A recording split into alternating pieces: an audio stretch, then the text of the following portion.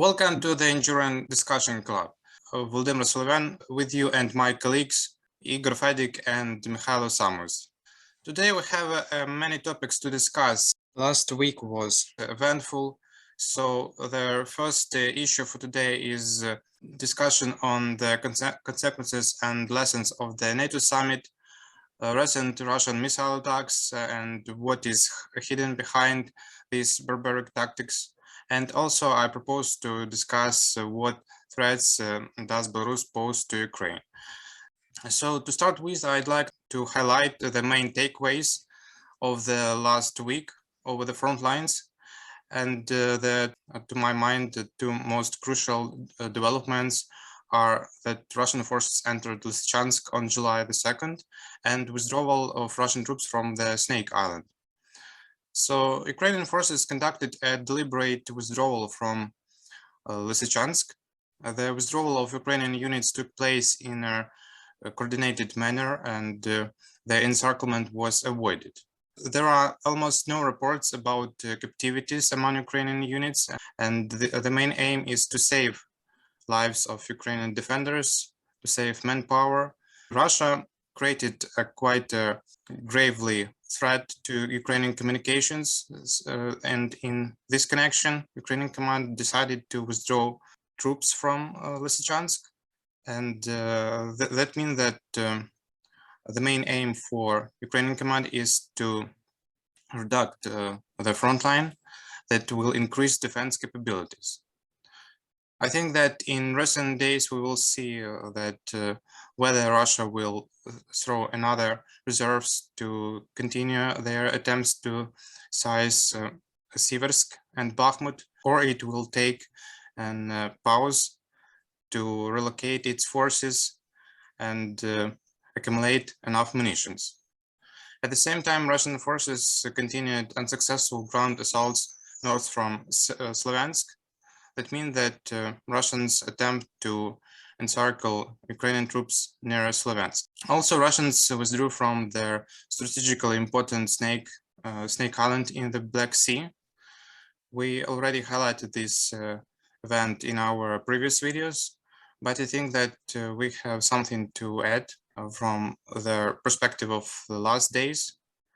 And I'd like to add, of course, about the very tough situation on Donbass, but to put on the strategic picture, we shouldn't forget about the general situation, and that Ukrainian forces conducting actually strategic defense operation. And at the same time, we have developments on Kherson direction, Melitopol direction in the south, and of course Kharkiv direction. So the main task for Ukrainian forces now in Donbass, it's destroy Russians, destroy Russian troops, destroy Russian equipment. Do not allow them to to share their forces to another directions, because obviously Ukrainian forces preparing now some offensive, counteroffensive attacks and moves on south especially, and started of using of new Western help like HIMARS, showing on that this equipment could change the picture, could change the situation. We had for last week several times and several evidences that HIMARS could have a fire impact on the very deep positions of Russians, and especially if we're talking about the ammunition depots and logistic supplying hubs and links, and especially if we're talking about the Donbass and for example Melitopol airfield, which was used by Russians, not only like airfield, but the logistic hub for all of South group of forces. And yesterday we saw that this airfield destroyed together with all of these logistics depots. So I think that next weeks will bring us a little bit changes on the picture, changes on the development.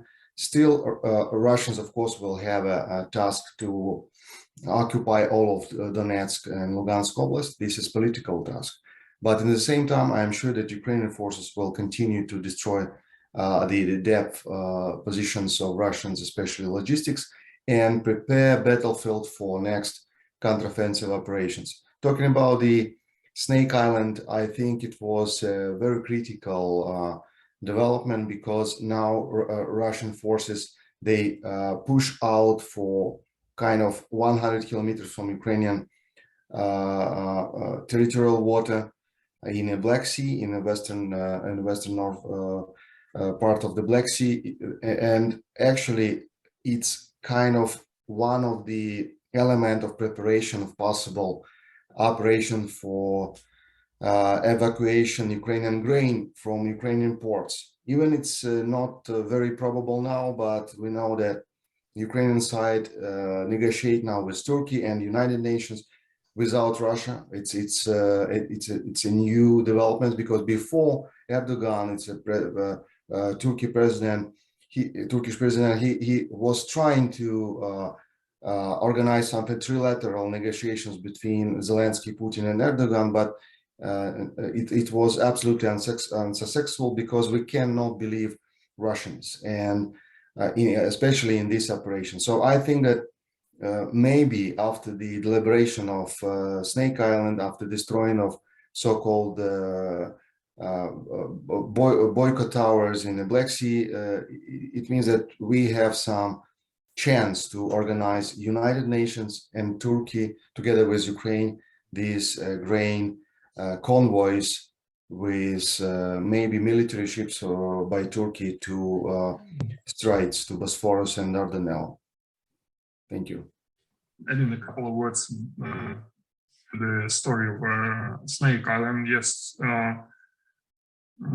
two main outcomes can be outlined in this story. Is the first that the security zone in the northwestern part of the Black Sea has been widened. Today, there is very low possibility for Russian marine assault operation on Odessa or Bessarab region, that is south to Odessa.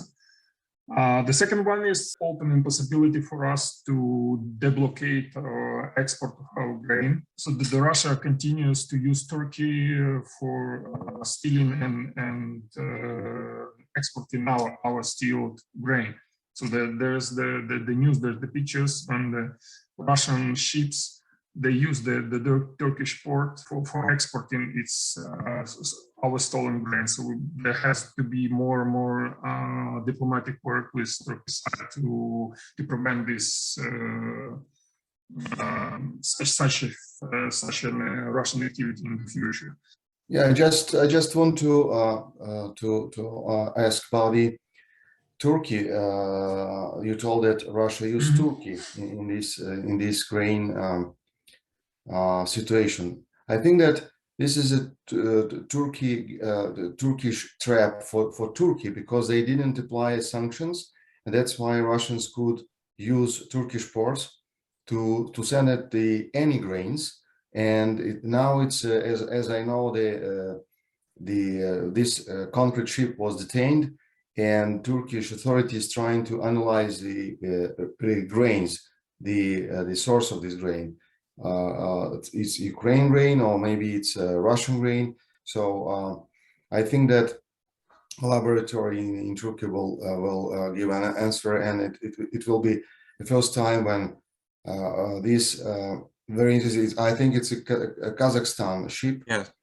With some connection to Russian companies. So it will be a very good case if Turkey arrest this ship, to show that they don't apply sanctions, but they against these stolen grain from Ukraine and selling it to normal markets. So I think it will be very good and very useful case for all of the situation, and especially even in organizing this operation to export grain from Ukrainian ports, because if Russia still in grain from Ukrainian ports, means that how Russia can participate in this operation to organize convoys. It's impossible. We cannot believe in it. So I think it's this week, next week will be, maybe with this week and next week will be critical in this situation. Anyway, Russia should take part in demining routes in Black Sea. Obviously, nobody will do this for Russia. I mean, Ukraine doesn't have enough forces, and NATO will What about Turkey? also participate. No, it should be Turkey, only Turkey. Or Yes, maybe they may secure this particular route, but in terms of demining Russian mines, I no don't problem. think What Turkey is the will problem? take this burden. What is the problem with demining Russian mines with Bulgaria and Romania fleet? Yeah, they have the Do possibility. you think that demining mines it's possible makes the who plotted? No, it's doesn't matter. So we can unfortunately in Ukraine we don't have these ships enough. I mean, I'm not sure that we have these ships at all. But Bulgaria, Romania they have, and of course Turkey has a lot of these ships. So it's no problem for them to secure the ways. Yes, but at first Ukraine should sign some agreement with Russia. And Why? Why? Because how these NATO countries will participate in demining without Russia allowing them to do so? I don't understand. Who is Russia in this situation? What is the status of Russia in these negotiations, in this situation? What is the status? I mean, this is Ukrainian territorial water. After this, it's economical zone of Ukraine. And after this, international water. What is the place of Russia? Yes, but look at the reaction of NATO headquarters. I mean, that in such case, it's quite easy to imagine that Stoltenberg will come and say, no, NATO. We are not talking about NATO. In this. Of course, NATO won't participate because it's not the NATO. It's not about the situation in Black Sea, unfortunately. Yes, but what will come after Russia, for example, will target Romanian or Bulgarian warship? It will be war, yeah, of course. But anyway, Russia can hit Romanian, Bulgarian cargo right now, this second. It's obviously so. Russians, they are not idiots, total idiots. I think if we're talking about organizing this operation, and Turkey will say that we will secure the way and we are responsible for this. I'm not sure that Russians are idiots and will hit. Yeah, there have to be. Yeah, there have to be some kind of agreement between Russia and Turkey that Russians will not intrude, will not intervene, will not do. At least, yeah. Russia should guarantee a scenario of demining this. Guys, Russia never will guarantee anything. So it's only you know it's only kind of balance between powers. So if Russia attack Turkey ship, it will be a problem for Russia. When Turkey hit Russian this fighter, nothing happened. Then Turkey and Azerbaijan hit Russian helicopter in Nagorno-Karabakh, nothing happened. Because Russia understands that it's impossible to attack without consequences Turkey, especially Turkish ship, you know. If Russia hit Turkish ship or, for example, another cargo under control, under securing of the protection of Turkey, it means that it will be very big problems for Russia in Syria, especially in Tartus. And I think it will be an end of Syria story for Russia immediately. And of course, Russia understands it, and no chances that Russia will attack a Turkish ship in Black Sea, because it's absolutely against Russians, absolutely. and no, and can you imagine consequences for on international level if Russia started to hit just civilian cargo, international cargo? It will be disaster for them, total. It will be, I think it will be stop of Russian navigation globally, and it will be disaster for them and for the commercial fleet, because it's, for Russia it's very important there actually.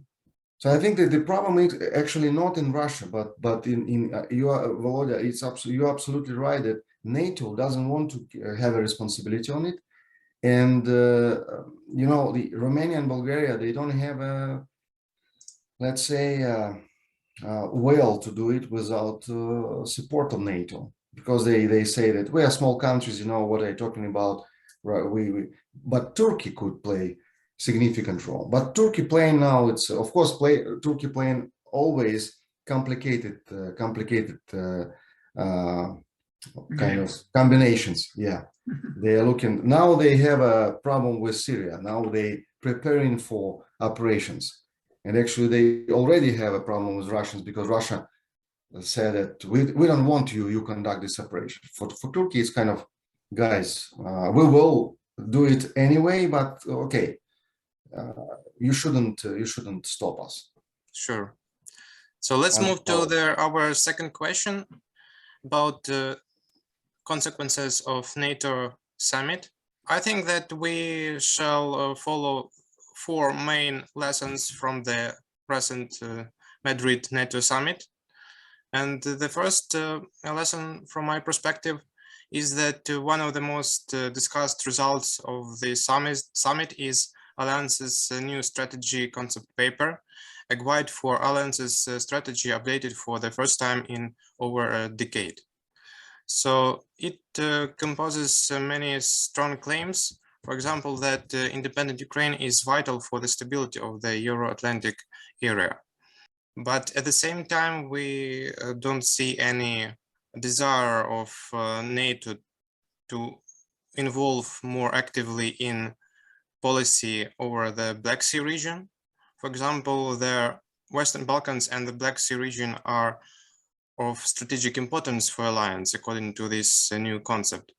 But the Black Sea mentioned only twice in this document, and there is no specific frame of strategy on the Black Sea. That means that fragile policy over Black Sea region will continue, to my mind, and Turkey will play a crucial role in NATO's decision towards Black Sea region. Also, it is important to mention a quote according to which the Russian Federation is the most significant and direct threat to allied security and to peace and stability in the Euro-Atlantic area. The next question is, we may call it the next lesson of the NATO summit, is that Sweden and Finland now are quite close for joining NATO because Turkey lifted its veto. And I think that it was quite a surprise for Kremlin. The evidence of this modest reaction of Kremlin. And in exchange, I think that America will engage in fruitful negotiations with Ankara. And already Biden backed the potential F-16 deal. So I think that sooner or later, maybe in a year, Finland and Sweden will finally join NATO. And the most crucial, from my perspective, lesson of the NATO summit is the desire to boost rapid reaction force up to 300,000 troops across the continent and beyond. These forces will be placed on a high readiness as a part of the biggest overhaul of NATO's collective defense and deterrence since the Cold War. And nowadays, NATO response force is around 40,000 troops, and in theory, their military personnel is ready to deploy within 15 days. So, guys, I think you have many ideas and insights on that. So let's discuss the previous NATO summit in connection with the war in Ukraine and current developments. From my opinion, that this summit was absolutely, let's say, positive for Ukraine, but unfortunately not positive for NATO itself. From my point of view, NATO didn't change the understanding of its role at all in the global structure, in the global modern world, and they try to continue the post-Cold War approach of being the one of the structure of the security in New Europe, and they are trying to just to continue this, let's say, passive position in geopolitical means. What I mean in this case, NATO, even we have now tragic developments in Europe, because Ukraine in Europe actually, and Russia is part of Russia is in Europe, and even Russia openly conducting like I don't know, like a player in 19th century, maybe 20th century, but not in the 21st century. NATO didn't try to say that NATO is responsible for situation in even in our region. They just told that they are securing their members. They are just securing the members. But remember why NATO was created in Cold War, to deterrent Soviet Union. Unfortunately, NATO didn't make any steps yet to develop this strategy to deterrent Russia. They have a strategy just to keep NATO members in security. It's impossible in modern world, and I'm sure that NATO, if NATO is going to be active geopolitical player next decades, they should change it. They should change approach in Black Sea. They should change approach towards Ukraine, Baltic Sea, and of course Russia. They need to have an active strategy, because what they change in the strategic concept paper after 10 years. Since 2014, they didn't change it even they change the place of Russia. They call it strategic partner. Just for last day, it's impossible. How strong bureaucracy is inside of NATO that they didn't change this main paper of understanding. It's NATO understanding of the situation. It's not a proper kind of behavior, proper approach in this situation. And unfortunately, NATO is not the proper mechanism now. Unfortunately, we are lucky that we have Ramstein format. That in Ramstein format we have United States, UK leaders, which is preparing and realizing all of this help to Ukraine, support to Ukraine. Can you imagine that we put this mechanism under the NATO umbrella? It's disaster. It's total disaster. So I'm very skeptical, and I'm very skeptical about this 300,000 troops in next year. Absolutely. In 1 year, they will prepare existing troops. Actually, we're talking about existing troops. It's not something new. It's just a new mechanism of recalling the readiness of these troops to be ready to fight, but it will be only after 1 year. Can you imagine what will be in 1 year with NATO? I cannot say now.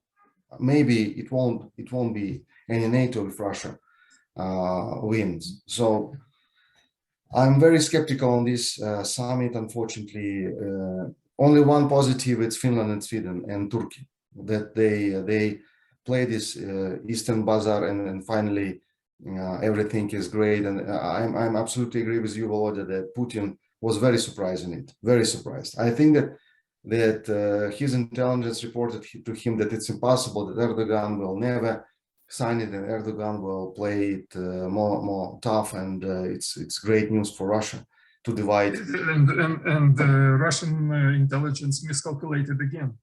It was the matter of time when Erdogan will say yes to Finland and Sweden. The question was only at what cost.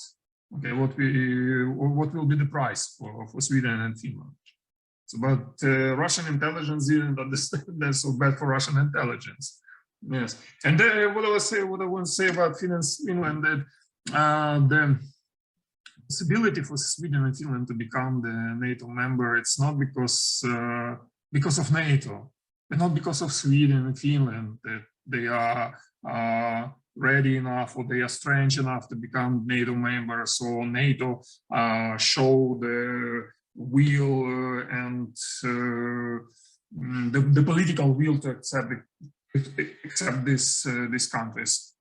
The possibility was due to us, to Ukraine, because Ukraine showed that Russian armed forces cannot prevent these two countries to join NATO as they did before. So what Putin said, if you start accepting these two Scandinavian countries, we will somehow use our conventional forces. Now this Russian blackmail doesn't work anymore. So only because of us, only because of the armed forces of Ukraine, the Ukrainian Defense Force, the Sweden and Finland had the possibility to become the NATO members, only because of this. As for NATO, it's as I mentioned before, it's a very sad story. Actually, no Black Sea strategy at this moment, and I don't see any possibility, any signs, any possibility for NATO to adopt such kind of strategy in the nearest future. Nothing. They still, if you see how they increase the statements, how they increase the military presence of NATO in Eastern Europe. So they again boost the northern countries, the presence in northern countries, in the Baltic states and Poland, and almost nothing about southern part. I mean, Romania and Bulgaria.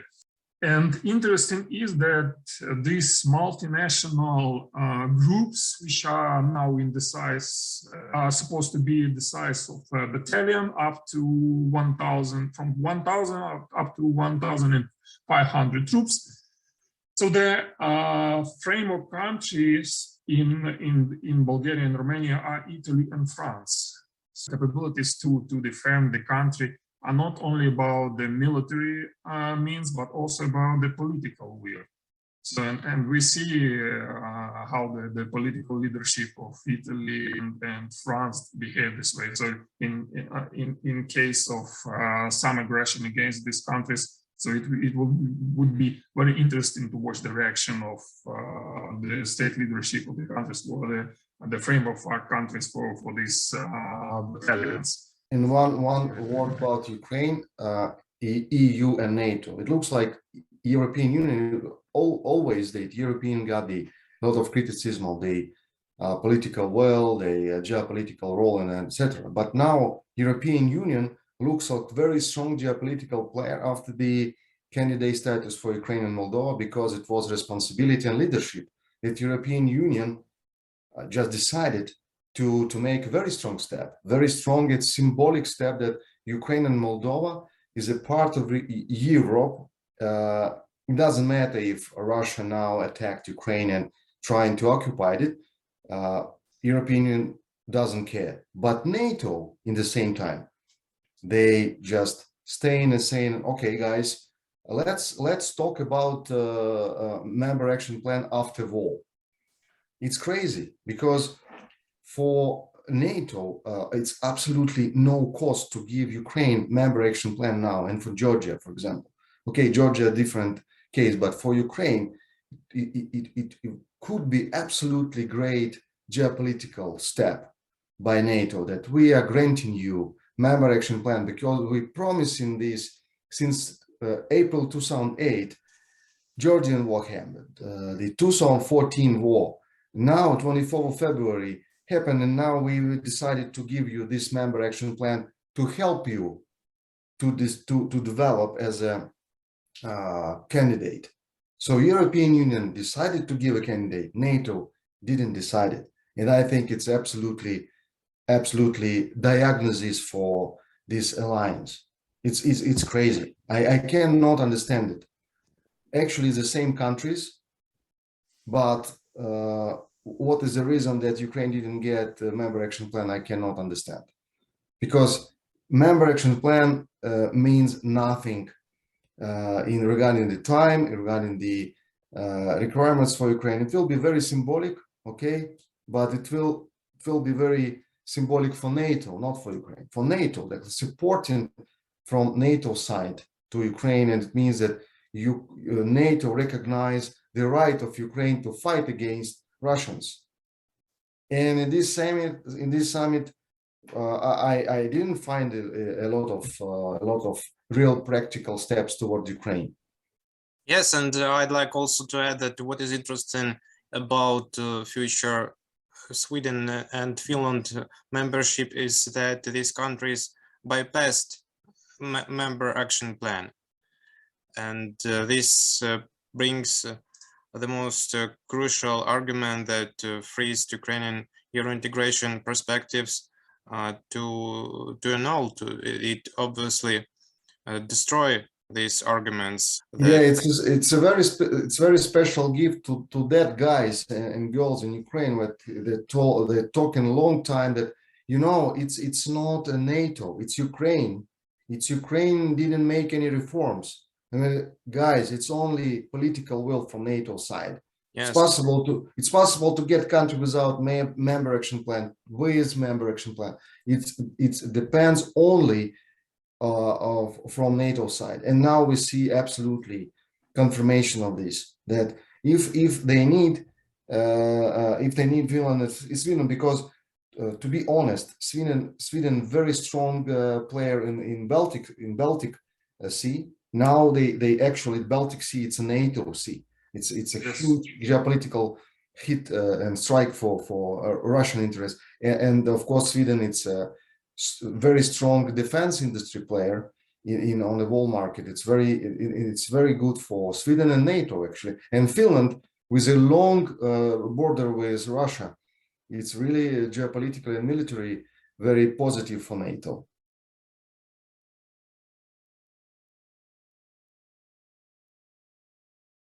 Subscribe here to receive more videos from the new Geopolitics Research Network.